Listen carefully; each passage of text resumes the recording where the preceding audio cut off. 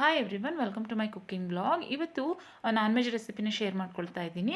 ಈಗ ಹಬ್ಬ ಎಲ್ಲ ಮುಗಿದ್ಮೇಲೆ ಒಂದಿನ ನಾನ್ ವೆಜ್ ಮಾಡ್ಕೊಳ್ತೀವಿ ಅಲ್ವಾ. ಈ ರೀತಿ ಮಾಡಿಕೊಂಡ್ರೆ ನೋಡಿ ತುಂಬ ಚೆನ್ನಾಗಾಗುತ್ತೆ. ಮಧ್ಯಾಹ್ನದ ಊಟಕ್ಕೆ ಈ ಥರ ಮಾಡಿಕೊಂಡ್ರೆ ತುಂಬ ಚೆನ್ನಾಗಾಗುತ್ತೆ. ಇಲ್ಲಿ 1.5 kg ಮೊಟ್ಟೆ ಕೋಳಿ ಇದೆ. ಮೊಟ್ಟೆ ಕೋಳಿ ಮತ್ತು ಅದ್ರ ಮೊಟ್ಟೆನ ಸಪ್ರೇಟಾಗಿ ಇಟ್ಕೊಂಡಿದ್ದೀನಿ. ಒಂದು 3/4 kg ಅಷ್ಟಿದೆ. ಒಂದು 600, ಒಂದು 700 ಆ ರೀತಿ ಇರಬೇಕು ಅನಿಸುತ್ತೆ. ನಂತರ ಅದಕ್ಕೆ ಬೇಕಾಗುವಂತಹ ಪದಾರ್ಥಗಳನ್ನ ನಾನು ಮೊದಲೇ ರೆಡಿ ಮಾಡ್ಕೊಂಡು ಇಟ್ಕೊಂಡಿದ್ದೀನಿ. ಅಂದರೆ ಒಂದು ಸ್ವಲ್ಪ ಬಿರಿಯಾನಿ ಮಾಡ್ಕೊಳ್ಳೋಣ ಅಂತ, ಮತ್ತು ಸಾಂಬಾರು ಮಾಡ್ಕೊಳ್ಳೋಣ ಅಂತ. ಒಂದು ಇಡಿಯಷ್ಟು ಪುದೀನ ಇದೆ, ಒಂದು ಕಟ್ಟಷ್ಟು ಕೊತ್ತಂಬರಿ ಸೊಪ್ಪು, ಅರ್ಧ ಭಾಗದಷ್ಟು ತೆಂಗಿನಕಾಯಿ ಇದೆ, ಒಂದು 3 ಟೊಮೊಟೊ, ಒಂದು 3 ಈರುಳ್ಳಿ, ಸ್ವಲ್ಪ ಶುಂಠಿ ಮತ್ತು ಬೆಳ್ಳುಳ್ಳಿ. ನಾನು ಇಷ್ಟನ್ನು ಸಹ ಕ್ಲೀನ್ ಮಾಡಿ ವಾಶ್ ಮಾಡಿ ರೆಡಿ ಮಾಡಿ ಇಟ್ಕೊಂಡಿದ್ದೀನಿ. ಈಗ ಬಿರಿಯಾನಿ ಮಾಡ್ಕೊಳ್ಳಿಕ್ಕೆ ಅಂತ ಈರುಳ್ಳಿ ಮತ್ತು ಟೊಮೊಟೊವನ್ನು ಸಣ್ಣದಾಗಿ ಅಂದರೆ ಈರುಳ್ಳಿಯನ್ನು ಉದ್ದದಾಗಿ ಹೆಚ್ಕೊಂಡಿದ್ದೀನಿ. ಟೊಮೊಟೊವನ್ನು ತುಂಬ ಸಣ್ಣದಾಗಿ ಹೆಚ್ಚಿ ಇಟ್ಕೊಳ್ಬೇಕು ಬಿರಿಯಾನಿಗೆ. ಇಲ್ಲಾಂದರೆ ಮೀಡಿಯಮ್ಮಾಗಿ ತರ್ತರಿಯಾಗಿ ಮಿಕ್ಸಿ ಜಾರಲ್ಲೂ ರುಬ್ಬಿ ಸಹ ಹಾಕ್ಕೊಳ್ಬೋದು. ನಂತರ ಶುಂಠಿ ಮತ್ತು ಬೆಳ್ಳುಳ್ಳಿ ಬೇಕಾಗುತ್ತೆ. ಅದರಿಂದ ಶುಂಠಿ ಮತ್ತು ಬೆಳ್ಳುಳ್ಳಿಯನ್ನು ನೀಟಾಗಿ ವಾಶ್ ಮಾಡಿ ಬಿಡಿಸಿ ಸಹ ಇಟ್ಕೊಂಡಿದ್ದೀನಿ. ಬೆಳ್ಳುಳ್ಳಿಯನ್ನು, ಶುಂಠಿನೂ ಸಹ ಸಣ್ಣದಾಗಿ ಹೆಚ್ಕೊತಾ ಇದ್ದೀನಿ ರುಬ್ಲಿಕ್ಕೆ ಅಂತ. ಮತ್ತು ನಾನಿಲ್ಲಿ ಇದೇನು ಮೊಟ್ಟೆ ಕೋಳಿ ಇದೆ ನೋಡಿ, ಬಿರಿಯಾನಿ ಮಾಡಬೇಕಾದ್ರೆ ತುಂಬ ಟೈಮ್ ತೊಗೊಳುತ್ತೆ. ಅಂದರೆ ಬೇಯಲ್ಲ ನಾವು ಡೈರೆಕ್ಟ್ ಪಾತ್ರೆಗೆ ಹಾಕಿದ್ರೆ. ಅದರಿಂದ ಈ ಥರ ನಾನು ಮಾಡ್ಕೊಳ್ತೀನಿ ನೋಡಿ. ಇದು ಬಿರಿಯಾನಿ ಮಾಡಲಿಕ್ಕೆ ನಾನು ಫಸ್ಟು ಒಂದು ಕುಕ್ಕರ್ಗೆ ಒಂದು 4 ಅಂದರೆ ಜಾಸ್ತಿನೇ ಹಾಕೋತಾ ಇದ್ದೀನಿ ನೋಡಿ. ಒಂದು ಅರ್ಧ ಬಟ್ಲಷ್ಟು ಎಣ್ಣೆಯನ್ನು ಹಾಕ್ಕೊಂಡಿದ್ದೀನಿ. ಯಾಕೆಂದರೆ ಅದು ಎಣ್ಣೆ ಬಿಟ್ಟರೆ ತುಂಬ ಚೆನ್ನಾಗಾಗುತ್ತೆ ಬಿರಿಯಾನಿ ರೈಸ್ಗೆ. ನಂತರ ಇದಕ್ಕೆ ಒಂದು 3/4 kg ಮಟನನ್ನು ಸೇರಿಸ್ಕೊತಾ ಇದ್ದೀನಿ. ಇದು ಬಿರಿಯಾನಿ ರೈಸ್ ಮಾಡಲಿಕ್ಕೆ ನೋಡಿ. ಇದು ಮೊಟ್ಟೆ ಕೋಳಿ ಆಗಿರೋದ್ರಿಂದ ಈ ಥರ ಮಾಡ್ಕೊಳ್ತಾ ಇರೋದು. ಬಾಯ್ಲರ್ ಕೋಳಿ ಆದರೆ ಈ ಥರ ಏನು ಮಾಡೋ ಅವಶ್ಯಕತೆ ಇಲ್ಲ. ಡೈರೆಕ್ಟ್ ಪಾತ್ರೆನಲ್ಲೇ ಮಾಡ್ಕೊಂಡ್ಬಿಡ್ಬೋದು, ಇಲ್ಲಾಂದರೆ ಡೈರೆಕ್ಟ್ ಕುಕ್ಕರ್ನಲ್ಲೇ ಮಾಡ್ಕೊಂಡ್ಬಿಡ್ಬೋದು. ನೋಡಿ, ಇಲ್ಲಿ ನಾನು ಫಸ್ಟು ಎಣ್ಣೆ ಹಾಕ್ಬಿಟ್ಟು ಎಣ್ಣೆ ಕಾಯ್ದ ನಂತರ ಅದಕ್ಕೆ ಒಂದು 3/4 kg ಮೊಟ್ಟೆ ಕೋಳಿಯನ್ನು ಸೇರಿಸ್ಕೊಂಡಿದ್ದೀನಿ. ನಂತರ ಅದಕ್ಕೆ ಸ್ವಲ್ಪ ಕುದಿ ಬಂದಮೇಲೆ ಅರ್ಧ ಸ್ಪೂನಷ್ಟು ಅರಿಶಿನ ಪುಡಿ, 1 ಸ್ಪೂನಷ್ಟು ಅಚ್ಕಾರದ ಪುಡಿ, 1 ಸ್ಪೂನಷ್ಟು ಸಾಂಬಾರು ಪೌಡರು, ಮತ್ತು ಒಂದು 2 ಗ್ಲಾಸಷ್ಟು ದೊಡ್ಡ ಗ್ಲಾಸಷ್ಟು ಅದಕ್ಕೆ ನೀರನ್ನು ಸೇರಿಸ್ಕೊಂಡಿದ್ದೀನಿ. ಈಗ ಇದನ್ನು ಒಂದು 7ರಿಂದ 8 ವಿಷಲ್ ಕೂಗಿಸ್ಕೊಬೇಕಾಗುತ್ತೆ.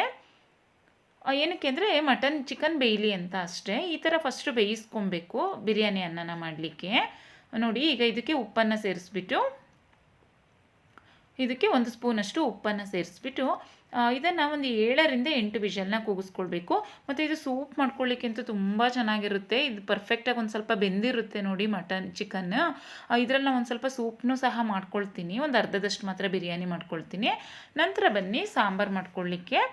ಒಂದು ಮಿಕ್ಸಿ ಜಾರ್ಗೆ ಶುಂಠಿ, ಬೆಳ್ಳುಳ್ಳಿ, ಒಂದು ಅರ್ಧ ಕಟ್ಟಷ್ಟು ಕೊತ್ತಂಬರಿ ಸೊಪ್ಪು, ಒಂದು ಅರ್ಧ ಸ್ಪೂನಷ್ಟು ಅರಿಶಿನ ಪುಡಿ. ಅದನ್ನು ನೋಡಿ, ಇಲ್ಲಿ ಈರುಳ್ಳಿ ಮಿಸ್ ಮಾಡಿದ್ದೀನಿ, ನಾನು ಆಮೇಲೆ ಹಾಕ್ಕೊಳ್ತೀನಿ ಈರುಳ್ಳಿನ. ಒಂದು 2 ಈರುಳ್ಳಿಯನ್ನು ಹಾಕ್ಬಿಟ್ಟು ಸಣ್ಣದಾಗಿ ರುಬ್ಕೊಳ್ಬೇಕು. ಅದನ್ನು ನಿಮಗೆ ಕ್ಲಿಪ್ಪಿಂಗ್ ತೋರಿಸ್ತೀನಿ, ನಾನು ಮರ್ತುಬಿಟ್ಟಿದ್ದೆ ಈರುಳ್ಳಿ ರುಬ್ಬುವಾಗ. ನಂತರ ಇನ್ನೊಂದು ಬೌಲ್ಗೆ ಒಂದು 2.5 ಸ್ಪೂನಷ್ಟು ಅಚ್ಚ ಖಾರದ ಪುಡಿ, ಒಂದು 2 ಸ್ಪೂನಷ್ಟು ಸಾಂಬಾರು ಪೌಡರು.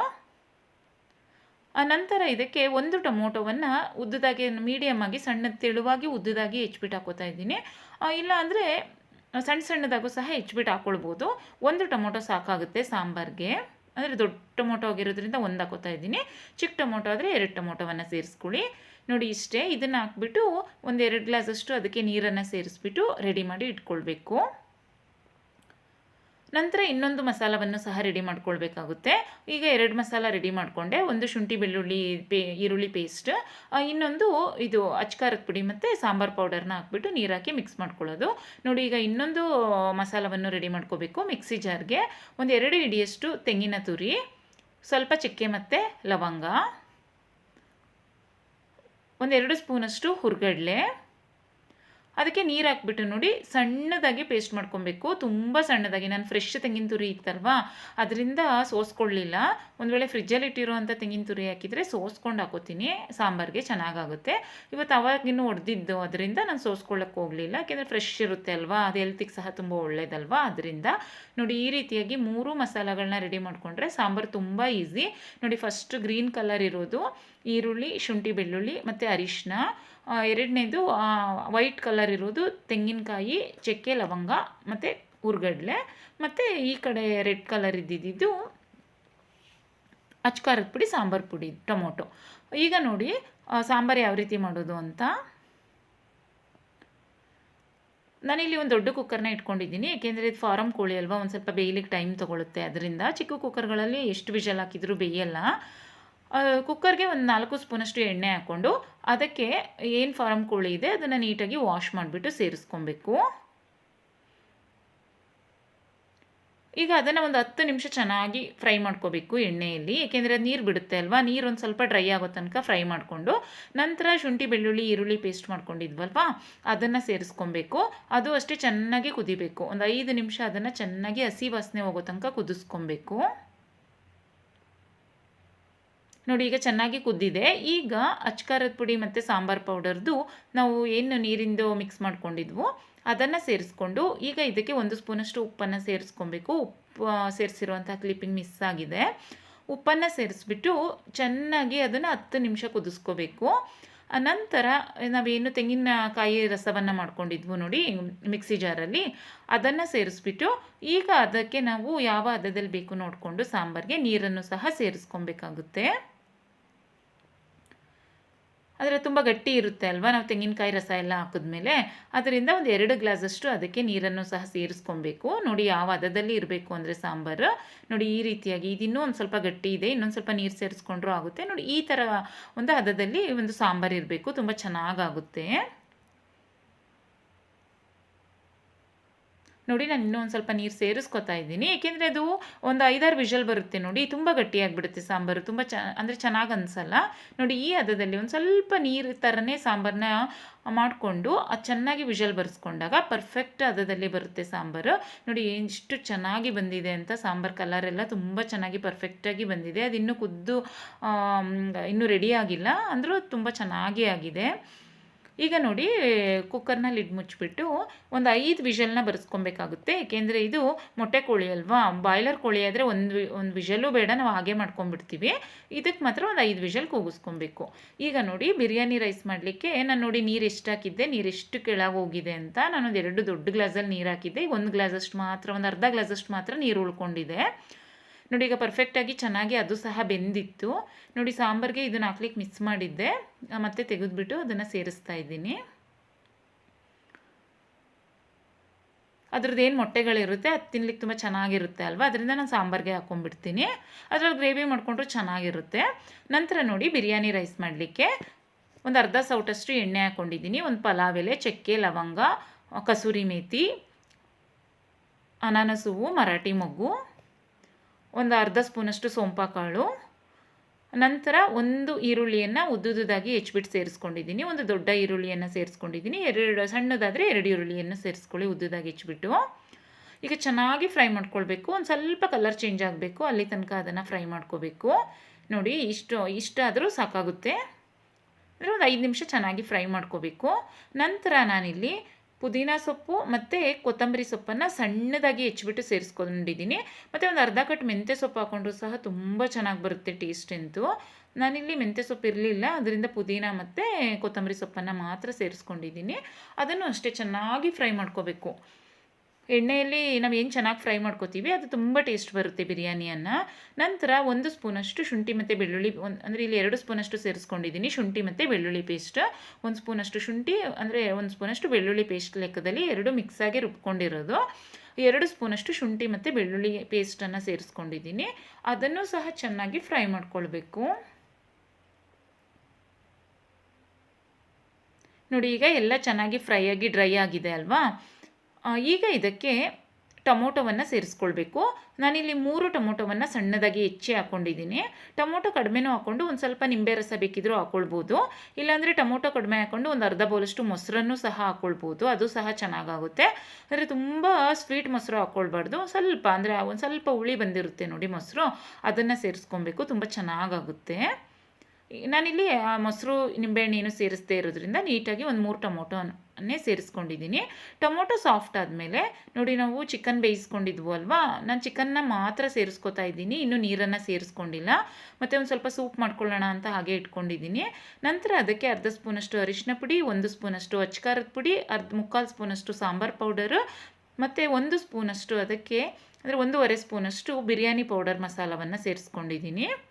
ಈಗ ಇಷ್ಟನ್ನು ಸಹ ಚೆನ್ನಾಗಿ ಫ್ರೈ ಮಾಡ್ಕೊಳ್ಬೇಕು. ನಂತರ ಅಲ್ಲಿ ಏನು ವಾಟರ್ ಇದೆ ನೋಡಿ, ಅಲ್ಲಿ ನಾನು ಬೇಯಿಸ್ಕೊಂಡಿದ್ದೀನಿ ಪಕ್ಕದಲ್ಲಿ ಇದೆಯಲ್ಲ, ಅದ್ರದ್ದು ಅಷ್ಟೇ ನೀರನ್ನ ಇದಕ್ಕೆ ಸೇರಿಸ್ಕೊತೀನಿ. ಅದರಿಂದ ಬಿರಿಯಾನಿ ರೈಸ್ ಟೇಸ್ಟಾಗಿ ಬರುತ್ತೆ. ನೋಡಿ, ಈಗ ಎಲ್ಲ ಮಸಾಲವನ್ನು ಚೆನ್ನಾಗಿ ಫ್ರೈ ಮಾಡ್ಕೊಂಡಿದ್ದೀನಿ. ಇದಕ್ಕೆ 1.5 ಸ್ಪೂನಷ್ಟು ಉಪ್ಪನ್ನು ಸಹ ಸೇರಿಸ್ಕೊತಾ ಇದ್ದೀನಿ. ನಂತರ ನೋಡಿ, ಇಲ್ಲಿ ನಾನು 1 ಗ್ಲಾಸಷ್ಟು ಮಾತ್ರ ಅಕ್ಕಿಯನ್ನು ಸೇರಿಸ್ಕೊತಾ ಇದ್ದೀನಿ. ಯಾಕೆಂದರೆ ಚಿಕನ್ ಕ್ವಾಂಟಿಟಿಗೆ ಸ್ವಲ್ಪ ಕಡಿಮೆ ತೊಗೊಂಡಿರೋದ್ರಿಂದ ಒಂದು ದೊಡ್ಡ ಗ್ಲಾಸ್ ಅಷ್ಟೇ ಇದೆ, ಅಂದರೆ ಒಂದು 1/4 kg ರೈಸ್ ಇದೆ ಇದು. 1 ಗ್ಲಾಸಷ್ಟು ಅಕ್ಕಿಯನ್ನು ಸೇರಿಸ್ಕೊಂಡು ನೀಟಾಗಿ ಅಕ್ಕಿಯನ್ನು ಸಹ ಫ್ರೈ ಮಾಡ್ಕೊಳ್ಬೇಕು. ಫಾರಮ್ ಕೋಳಿದು ಏನು ಬರುತ್ತೆ ನೋಡಿ, ಬಿರಿಯಾನಿ ಈ ಥರ ಮಾಡಿಕೊಂಡ್ರೆ ತುಂಬ ಚೆನ್ನಾಗಿ ಬರುತ್ತೆ. ಚಿಕನ್ನು ಸಹ ಬೆಂದಿರುತ್ತೆ. ನಾವು ಫಾರಮ್ ಕೋಳಿಲಿ ಮಾಡಿದ್ದೀವಿ ಅಂತಲೇ ಅನಿಸಲ್ಲ, ಬಾಯ್ಲರ್ ಕೋಳಿದೆ ಅಂದರೆ ಆ ಥರ ಚಿಕನ್ ಬೆಂದಿರುತ್ತೆ ತುಂಬ ಚೆನ್ನಾಗಿ. ಈಗ ನೋಡಿ, ಅಕ್ಕಿಯನ್ನು ಸಹ ಚೆನ್ನಾಗಿ ಎಣ್ಣೆಯಲ್ಲಿ ಫ್ರೈ ಮಾಡ್ಕೊಂಡಾಯಿತು. ಈಗ ಇದಕ್ಕೆ ನೀರನ್ನು ಸೇರಿಸ್ಕೊಬೇಕು. ನಾನಿಲ್ಲಿ ಅರ್ಧ ಗ್ಲಾಸಷ್ಟು ವಾಟರ್ನ ಇದನ್ನು ತಗೋತಾ ಇದ್ದೀನಿ. ಇನ್ನು ಸ್ವಲ್ಪ ಅದನ್ನು ಸೂಪ್ ಮಾಡ್ಕೊಳ್ಳಿಕ್ಕೆ ಅಂತ ಇಟ್ಕೋತಾ ಇದ್ದೀನಿ. ಸೂಪ್ ತುಂಬ ಚೆನ್ನಾಗಿರುತ್ತೆ ಕುಡಿಲಿಕ್ಕೆ. ಇಲ್ಲಿ 2 ಗ್ಲಾಸ್ ನೀರು ಹಾಕೊಬೇಕಲ್ವ, ಅದರಿಂದ ವಾಟರ್ ಸೇರಿಸ್ಕೊತಾ ಇದ್ದೀನಿ. 2 ಗ್ಲಾಸಷ್ಟು ಬಿರಿಯಾನಿ ರೈಸ್ಗೆ ಪರ್ಫೆಕ್ಟಾಗಿ ನೀರು ಹಾಕ್ಕೊಂಡ್ರೆ ಕರೆಕ್ಟ್ ಹದದಲ್ಲಿ ಬರುತ್ತೆ ಅದು. ನೋಡಿ, ತುಂಬ ಚೆನ್ನಾಗಾಗಿದೆ. ಈಗ ರುಚಿಗೆ ತಕ್ಕಷ್ಟು ಉಪ್ಪನ್ನು ನೋಡಿಕೊಂಡು ಸೇರಿಸ್ಕೊಬೇಕು. ನಾನಿಲ್ಲಿ ಟೊಮೊಟೊನೇ ಜಾಸ್ತಿ ಹಾಕಿರೋದ್ರಿಂದ ನಿಂಬೆಹಣ್ಣು ಸೇರಿಸ್ಕೊತಾ ಇಲ್ಲ. ಒಂದು ಅರ್ಧ ಭಾಗ ನಿಂಬೆಹಣ್ಣಿನ ರಸವನ್ನು ಸೇರಿಸ್ಕೊಂಡ್ರು ಸಹ, ಅಂದರೆ ಟೊಮೊಟೊ ಕಡಿಮೆ ಹಾಕ್ಕೊಬೇಕಾಗುತ್ತೆ, ಅವಾಗ ತುಂಬ ಚೆನ್ನಾಗಾಗುತ್ತೆ. ಮತ್ತು 1 ಸ್ಪೂನ್ ತುಪ್ಪ ಹಾಕ್ಕೊಂಡ್ರೂ ಸಹ ತುಂಬ ಚೆನ್ನಾಗಾಗುತ್ತೆ ಮೇಲೆ ಲಿಡ್ನ ಮುಚ್ಚುವಾಗ. ಮತ್ತು ನಾನಿಲ್ಲಿ ಏನಾಗಿತ್ತು ಅಂದರೆ ಗ್ಯಾಸ್ಕೆಟ್ ಸ್ವಲ್ಪ ಲೂಸ್ ಆಗಿತ್ತು, ಅದರಿಂದ ಫಸ್ಟು ಮುಚ್ಚಿಬಿಟ್ಟೆ ನಾನು, ಆಗುತ್ತೇನೋ ಅಂತ. ಅದು ಅಷ್ಟು ಇದಾಗಲಿಲ್ಲ. ಮತ್ತು ಬೇರೆ ಒಂದು ಕುಕ್ಕರ್ಗೆ ಶಿಫ್ಟ್ ಮಾಡಿಬಿಟ್ಟು ಬೇರೆ ಕುಕ್ಕರಲ್ಲಿ ನಾನು ವಿಷಲ್ ಬರೆಸ್ಕೊಂಡಿದ್ದೀನಿ ಅದನ್ನು. ಅನಂತರ ನೋಡಿ, ಇಲ್ಲಿ ನಾನು ಚಿಕನ್ ಸಾಂಬಾರು ಮಾಡ್ಕೊಂಡಿದ್ದೆ ಅಲ್ವಾ. ಬಿರಿಯಾನಿ ರೈಸ್ ಏನಕ್ಕೆ ಮಾಡ್ಕೊಳ್ಳೋದು ಅಂದರೆ, ಈಗ ವೈಟ್ ರೈಸ್ ಮಾಡಲೇಬೇಕಲ್ವಾ ಚಿಕನ್ ಸಾಂಬಾರು ಮಾಡ್ಕೊಂಡಾಗ. ವೈಟ್ ರೈಸ್ ಬದಲಿಗೆ ಅಂತ ನಾನು ಬಿರಿಯಾನಿ ರೈಸ್ ಮಾಡ್ಕೊಳ್ತೀನಿ ಅಷ್ಟೇ. ಮಧ್ಯಾಹ್ನಕ್ಕೆ ಈ ಥರ ಮಾಡಿಕೊಂಡ್ರೆ ತುಂಬ ಚೆನ್ನಾಗಿರುತ್ತೆ. ಈಗೇನು ಚಿಕನ್ ತರ್ತಾರೆ, ಮಟನ್ ತರ್ತಾರೆ, ಬಿರಿಯಾನಿ ಮಾಡ್ಕೊಳ್ಳಿಕ್ಕೆ ಏನು ಕಷ್ಟನೇ ಆಗೋಲ್ಲ, ಮತ್ತು ಅದೇನು ಹೆಚ್ಚು ಟೈಮು ಏನು ತೊಗೊಳ್ಳಲ್ಲ. ನಾವು ಹೆಂಗಿದ್ರು ವೈಟ್ ರೈಸ್ ಇಟ್ಕೊಳ್ತೀವಿ ಅಲ್ವಾ, ಅದ್ರ ಬದಲಿಗೆ ಬಿರಿಯಾನಿ ರೈಸ್ ಮಾಡ್ಕೊಳ್ತೀನಿ ಅಷ್ಟೇ ನಾನು. ಏಕೆಂದರೆ ಮಧ್ಯಾಹ್ನಕ್ಕೂ ರೈಸ್ ಬೇಕು ಮತ್ತು ರಾತ್ರಿಗೂ ರೈಸ್ ಬೇಕಲ್ವಾ, ಅದರಿಂದ ಬಿರಿಯಾನಿ ಮಾಡ್ಕೊಂಡ್ಬಿಟ್ರೆ ಮಧ್ಯಾಹ್ನಕ್ಕೂ ಆಗುತ್ತೆ ಮತ್ತು ರಾತ್ರಿಗೂ ಆಗಿಬಿಡುತ್ತೆ. ಅದರಿಂದ ನಾನೊಂದು ಸ್ವಲ್ಪ ಚಿಕನ್ ಏನಿರುತ್ತೆ ಅದನ್ನು ಚಿಕನ್ ಯೂಸ್ ಮಾಡಿಕೊಂಡೆ ಬಿರಿಯಾನಿ ರೈಸ್ನ ಮಾಡ್ಕೊಂಡ್ಬಿಡ್ತೀನಿ. ಮತ್ತು ತಿನ್ನಲಿಕ್ಕೂ ಸಹ ಚೆನ್ನಾಗಾಗುತ್ತೆ ಅಲ್ವಾ. ಈಗ ವೈಟ್ ರೈಸ್ನ ಈಗ ಸಾಂಬಾರು ಜೊತೆಗೆ ನಂಗೆ ಅಷ್ಟು ಇಷ್ಟ ಆಗೋಲ್ಲ ವೈಟ್ ರೈಸ್ ತಿನ್ನಲಿಕ್ಕೆ. ಬಿರಿಯಾನಿ ರೈಸ್ ತುಂಬ ಚೆಂದ ಅನಿಸುತ್ತೆ ತಿನ್ನಲಿಕ್ಕೆ. ಅದರಿಂದ ನಾವು ಒಂದು 15 ಡೇಸ್ಗೆ ಒಂದು 2 ಡೇಸ್ ಆದರೂ, ಅಂದರೆ ವೀಕ್ಲಿ 1 ಡೇ ಅಂತೂ ಬಿರಿಯಾನಿ ರೈಸ್ ಮಾಡ್ಕೋತೀವಿ. ಅಂದರೆ ಏನು ಮಟನ್ ತರ್ತಾರೆ, ವೀಕ್ಲಿ 1 ಡೇ ಒಂದು ಚಿಕನ್ ಆದರೂ ತರ್ತಾರೆ, ಇಲ್ಲಾಂದರೆ ಮಟನ್ ಆದರೂ ತರ್ತಾರೆ. ಅದರಿಂದ ಬಿರಿಯಾನಿ ಅಂತೂ ಮಾಡ್ಕೊಳ್ತೀವಿ. ನೋಡಿ, ಈಗ ಮುದ್ದೆಗೂ ಸಹ ಇಟ್ಕೊಂಡಿದ್ದೀನಿ. ಮುದ್ದೆನೂ ಸಹ ರೆಡಿ ಆಯಿತು. ಆ ಸೈಡು ಚಿಕನ್ ಸಾಂಬಾರು ಸಹ ವಿಷಲ್ ಬರ್ತಾ ಇದೆ. ಮತ್ತು ಇದು ಮೊಟ್ಟೆ ಕೋಳಿ ಆಗಿರೋದ್ರಿಂದ ಬೇಯೋದಂತೂ ತುಂಬ ಲೇಟ್ ಆಗುತ್ತೆ. ಆ ಕಡೆ ಏನು ವಿಷಲ್ ನೋಡಿ ಇನ್ನೂ ಬರ್ತಾನೆ ಇದೆ. ಅದು ಒಂದು 5ರಿಂದ 6 ವಿಷಲ್ ಅಂತೂ ಹಾಕ್ಕೊಳ್ಬೇಕಾಗುತ್ತೆ. ಆವಾಗ ಚೆನ್ನಾಗಿ ಬೆಂದಿರುತ್ತೆ ಅಷ್ಟೇ. ಅದಕ್ಕೆ ಬೆಂದಿಲ್ಲ ಅಂದರೆ ತಿನ್ನಲಿಕ್ಕೆ ಆಗಲ್ಲ ಅಲ್ವಾ, ಒಂಥರ ಗಟ್ಟಿಯಾಗಿರುತ್ತೆ. ಅದರಿಂದ ಚೆನ್ನಾಗಿ ಬೇಯಿಸ್ಕೊಂಡ್ರೆ ಒಳ್ಳೆಯದು. ಒಂದು ವಿಷಲ್ ಜಾಸ್ತಿ ಹಾಕಿದರೂ ಪರವಾಗಿಲ್ಲ, ಚೆನ್ನಾಗಿ ಬೇಯಿಸ್ಕೊಂಡ್ರೆ ತಿನ್ನಲಿಕ್ಕೆ ಚೆನ್ನಾಗಿರುತ್ತೆ. ನೋಡಿ, ಇಲ್ಲಿ ಮುದ್ದೆ ಸಹ ಆಯಿತು. ಆ ಮುದ್ದೆನ ನಾನು ಈ ರೀತಿ ಅದೇನೋ ಒಂದು ಮಗ್ಚೆಕಾಯಿ ಇದೆ ನೋಡಿ, ಅದನ್ನೇ ಯೂಸ್ ಮಾಡಿ ಮಾಡ್ಕೊತಾ ಇದ್ದೀನಿ. ಇಲ್ಲಾಂದರೆ ಸೌಟಿದ್ರೆ ಸೌಟಲ್ಲೇ ಮಾಡ್ಕೊಂಡ್ಬಿಡ್ತೀನಿ. ಅಂದರೆ ಏನೊಂದು ಪಾತ್ರೆಗಳಿರುತ್ತೆ, ಅಂದರೆ ಅದೇನೋ ಅಂದರೆ ಮಗ್ಚು ಅಂಥದ್ದಿರುತ್ತೆ, ಅಂಥದ್ರಲ್ಲೇ ನಾನು ಮಾಡ್ಕೊಂಡ್ಬಿಡ್ತೀನಿ ಮುದ್ದೆನ. ಯಾವುದ್ರಲ್ಲಾದರೂ ಆಯಿತು, ಅಭ್ಯಾಸ ಆಗಿಬಿಟ್ಟಿದೆ ನನಗೆ. ಒಂದು ಮುದ್ದೆ ಕೋಲು ತೊಗೊಬೇಕು ಅಂತೀನಿ, ಅದು ಮರ್ತೇ ಹೋಗುತ್ತೆ. ಯಾವಾಗ ಏನೇ ಒಂದು ಅಂಗಡಿಗೆ ಹೋದ್ರೂ ಸಹ ಮುದ್ದೆ ಕೋಲು ತರಲಿಕ್ಕೆ ಮಾತ್ರ ಮರ್ತೋಗುತ್ತೆ. ಆದರೆ ಇದರಲ್ಲೇ ನನಗೆ ಅಭ್ಯಾಸ ಆಗಿಬಿಟ್ಟಿದೆ, ತುಂಬ ಚೆನ್ನಾಗೂ ಬರುತ್ತೆ, ಏನು ಪ್ರಾಬ್ಲಮ್ಮು ಆಗೋಲ್ಲ. ಮತ್ತು ಅದು ಗಟ್ಟಿ ಇರುತ್ತೆ ಅಲ್ವಾ, ಅದು ತಿರುವಲಿಕ್ಕೆ ಎಲ್ಲ ತುಂಬ ಈಸಿನೂ ಆಗುತ್ತೆ. ನೋಡಿ, ಮುದ್ದೆನೂ ಸಹ ರೆಡಿ ಆಯಿತು. ಇವತ್ತು ಸಿಂಪಲ್ಲಾಗಿ ಚಿಕನ್ ಸಾಂಬಾರು ಮತ್ತು ಸೂಪಿಗೆ ಸ್ವಲ್ಪ ಎತ್ತಿಟ್ಕೊಂಡಿದ್ದೀನಿ. ನಿಮಗೆ ಸೂಪ್ ಮಾಡಿರೋದು ವಿಡಿಯೋ ಕ್ಲಿಪ್ಪಿಂಗ್ಸ್ ಒಂದು ತೊಗೊಳ್ಳಿಲ್ಲ ನಾನು, ತುಂಬ ಚೆನ್ನಾಗಾಗಿತ್ತು ಸೂಪ್ ಅಂತೂ. ನೋಡಿ, ಚಿಕನ್ ಸಾಂಬಾರು ಎಷ್ಟು ಚೆನ್ನಾಗಾಗಿದೆ ಅಂತ. ನನಗೇನು ಅಂದರೆ ಅಡುಗೆ ಮಾಡಿದ ದಿನ ತಿನ್ನಲಿಕ್ಕೆ ಆಗೋಲ್ಲ ಆವಾಗ, ಅಷ್ಟು ಅಂದರೆ ಸುಸ್ತಾಗಿಬಿಟ್ಟಿರುತ್ತೆ. ಆದರೆ ಇಲ್ಲಿ ನೋಡಿ, ಎಡಿಟ್ ಮಾಡಬೇಕಾದ್ರೆ ನಂಗೆ ತುಂಬ ಇಷ್ಟ ಆಗ್ತಿದೆ, ಅಷ್ಟು ಚೆಂದ ಅನ್ನಿಸ್ತಾ ಇದೆ. ಆವತ್ತಿನ ದಿನ ಅಂದರೆ ಅಡುಗೆ ಎಲ್ಲ ಮಾಡಿರ್ತೀವಿ ನೋಡಿ, ಒಂದು 2 ಅವರ್ಸ್ ಮೇಲೆ ತೊಗೊಂಡಿರುತ್ತೆ ಅಲ್ಲಿ ಅಡುಗೆ ಮನೇಲಿ ನಿಂತ್ಕೊಂಡು. ಆವಾಗ ಅಷ್ಟೊಂದು ಊಟನೇ ಸೇರಲ್ಲ, ಊಟ ಮಾಡೋದ್ರೊಳಗೆ ನಮಗೆ ಸುಸ್ತಾಗಿಬಿಟ್ಟಿರುತ್ತೆ. ಸಾಂಬಾರಂತೂ ತುಂಬ ಚೆನ್ನಾಗಾಗಿದೆ. ಬಿರಿಯಾನಿ ಅನ್ನನೂ ಅಷ್ಟೇ ನೋಡಿ, ಈಗ ನಿಮಗೆ ಫಸ್ಟ್ ತೆಗೆದು ತೋರಿಸ್ತಾ ಇರೋದು ಅಲ್ಲಿ. ಇನ್ನೂ ಅದನ್ನು ಮಿಕ್ಸ್ ಮಾಡಿಲ್ಲ ನಾನು. ಇಷ್ಟು ಚೆನ್ನಾಗಾಗಿದೆ ನೋಡಿ, ಪರ್ಫೆಕ್ಟಾಗಿ ಬಂದಿದೆ. ಅದೇನು ಮೊಟ್ಟೆ ಕೋಳಿ ಇರುತ್ತೆ ನೋಡಿ, ಅದರಲ್ಲಿ ಈ ಥರ ಮಾಡಿಕೊಂಡ್ರೂ ಸಹ ತುಂಬ ಚೆನ್ನಾಗಿ ಬಿರಿಯಾನಿ ರೈಸ್ ಬರುತ್ತೆ. ನಮ್ಮ ಮನೇಲಿ ಮಧ್ಯಾಹ್ನಕ್ಕೆ ಒಂದು ಸ್ವಲ್ಪ ಖಾಲಿಯಾಗಿಬಿಟ್ಟಿತ್ತು, ರಾತ್ರಿಗೆ ಒಂದು ಸ್ವಲ್ಪ ಮಾತ್ರ ಮಿಕ್ಬಿಟ್ಟಿತ್ತು. ನಾನು ಬಿರಿಯಾನಿ ಇದ್ದರೆ ನನಗಿಷ್ಟ ಆಗುತ್ತೆ ತಿನ್ನಲಿಕ್ಕೆ. ಈ ಸಾಂಬಾರು ಮುದ್ದೆ ಎಲ್ಲ ಅಷ್ಟಿಷ್ಟ ಆಗಲ್ಲ. ಬಿರಿಯಾನಿ ಅಂದರೆ ಯಾವಾಗ ಏನು ಮಾಡಿರ್ತೀನಿ ನೋಡಿ, ಮಧ್ಯಾಹ್ನ ಬಿಸಿ ಬಿಸಿ ಇರುತ್ತೆ ಅಲ್ವಾ, ತುಂಬ ಚೆನ್ನಾಗಿರುತ್ತೆ ತಿನ್ನಲಿಕ್ಕೆ. ಮುದ್ದೆನೂ ಸಹ ಮಾಡ್ಕೊಂಡಿದ್ದೀನಿ. ಬನ್ನಿ ಸರ್ವ್ ಮಾಡಿಬಿಟ್ಟು ತೋರಿಸ್ತೀನಿ. ಮಧ್ಯಾಹ್ನಕ್ಕೆ ಈ ಥರ ಮಾಡಿಕೊಂಡ್ರೆ ತುಂಬ ಚೆನ್ನಾಗಿರುತ್ತೆ ನೋಡಿ. ಸಾಂಬಾರು ಅಷ್ಟೇ, ಮೊಟ್ಟೆ ಕೋಳಿ ಸಾಂಬಾರು ತುಂಬ ಪರ್ಫೆಕ್ಟಾಗಿ ತುಂಬ ಚೆನ್ನಾಗಿ ಬಂದಿತ್ತು. ಮತ್ತು ನಾನಿವತ್ತು ತೆಂಗಿನಕಾಯಿ ರಸನೂ ಅಷ್ಟೇ ಸೋಸ್ಬಿಟ್ಟು ಏನು ಹಾಕಿರಲಿಲ್ಲ. ಅಂದರೂ ಸಾಂಬಾರಂತೂ ತುಂಬ ಚೆನ್ನಾಗಿ ಫ್ರೆಶ್ ತೆಂಗಿನಕಾಯಿ ಇರುತ್ತೆ ನೋಡಿ, ತುಂಬ ಚೆನ್ನಾಗಿ ಬರುತ್ತೆ. ಆದರೆ ಫ್ರಿಜ್ಜಲ್ಲಿ ಇಟ್ಟಿರೋ ತೆಂಗಿನಕಾಯಿ ಹಾಕ್ಬಿಟ್ರೆ ಸೋಸ್ಬಿಟ್ಟು ಮಾಡಿಕೊಂಡ್ರೆ ಚೆಂದ. ಅದೊಂಥರ ಗಟ್ಟಿ ಗಟ್ಟಿ ಥರ ಇರುತ್ತೆ ತೆಂಗಿನಕಾಯಿ. ಫ್ರೆಶ್ ತೆಂಗಿನಕಾಯಿ ನೋಡಿ ತುಂಬ ಚೆನ್ನಾಗಾಗಿದೆ ಸಾಂಬಾರು. ಬಿರಿಯಾನಿ ಅನ್ನ ನೋಡಿ ಎಷ್ಟು ಪರ್ಫೆಕ್ಟಾಗಿ ಉದುರುದ್ರಾಗಿ ಬಂದಿದೆ. ನಾನು ಸೋನಾ ಮಸೂರಿ ಅಕ್ಕಿಯಲ್ಲಿ ಮಾಡ್ಕೊಂಡಿದ್ದೀನಿ. ಬಾಸುಮತಿ ರೈಸಲ್ಲಿ ಮಾಡಿಬಿಟ್ರೆ ಅಂತೂ ಇನ್ನೂ ಚೆನ್ನಾಗಾಗುತ್ತೆ, ತುಂಬ ಚೆನ್ನಾಗಾಗುತ್ತೆ. ಆನಂತರ ಅದಕ್ಕೆ ಒಂದು ಸೌತೆಕಾಯಿನೂ ಸಹ ಕಟ್ ಮಾಡಿಬಿಟ್ಟು ಸರ್ವ್ ಮಾಡ್ತಾಯಿದ್ದೀನಿ. ಮತ್ತು ಈರುಳ್ಳಿ ತುಂಬ ಚೆನ್ನಾಗಾಗುತ್ತೆ ತಿನ್ನಲಿಕ್ಕೆ ನಾನ್ ವೆಜ್ ಜೊತೆ. ನೋಡಿ ರೆಡಿ ಆಯಿತು. ಮಧ್ಯಾಹ್ನಕ್ಕೆ ಈಗ ಏನು ನಾವು ಊಟಕ್ಕೆ ಮಾಡ್ಕೊಳ್ತೀವಿ ಅದನ್ನೇ ಡಿವೈಡ್ ಮಾಡಿಕೊಂಡು ಒಂದು 2-3 ರೀತಿಯಾದಂತಹ ರೆಸಿಪಿಗಳನ್ನ ಮಾಡಿಕೊಂಡ್ರೆ ಟೇಸ್ಟಿಯಾಗಿರುತ್ತೆ ತಿನ್ನಲಿಕ್ಕೆ. ಅದರಿಂದ ನಾನು ಯಾವುದೇ ಒಂದು ನಾನ್ ವೆಜ್ ಮಾಡಿದ್ರು ನೋಡಿ ಶೇರ್ ಮಾಡಬೇಕಾದ್ರೆ ಒಂದು 2-3 ರೀತಿ ಮಾಡ್ಕೊಂಡಿರ್ತೀನಿ. ಒಂದೇ ರೀತಿ ತಿನ್ನಲಿಕ್ಕೆ ಬೇಜಾರಾಗುತ್ತೆ ಅಲ್ವಾ. ಒಂದು 2-3 ರೀತಿ ಇದ್ದರೆ ಒಂಥರ ಡಿಫ್ರೆಂಟಾಗಿರುತ್ತೆ, ತಿನ್ನಲಿಕ್ಕೂ ಸಹ ಚೆನ್ನಾಗಿರುತ್ತೆ. ಅದರಿಂದ ಈ ಥರ ಟ್ರೈ ಮಾಡ್ತೀನಿ ನೋಡಿ. ಬಿರಿಯಾನಿನೂ ಚೆನ್ನಾಗಾಗಿದೆ, ಹಾಗೆ ಚಿಕನ್ ಸಾಂಬಾರು ಸಹ ತುಂಬ ಚೆನ್ನಾಗಾಗಿದೆ. ಇಷ್ಟ ಆದರೆ ನೀವು ಟ್ರೈ ಮಾಡಿ, ಬೇರೆಯವ್ರಿಗೂ ಶೇರ್ ಮಾಡಿ, ಹಾಗೆ ಚಾನಲ್ನ ಸಬ್ಸ್ಕ್ರೈಬ್ ಮಾಡ್ಕೊಳ್ಳಿ. Thanks for watching. ಬಾಯ್.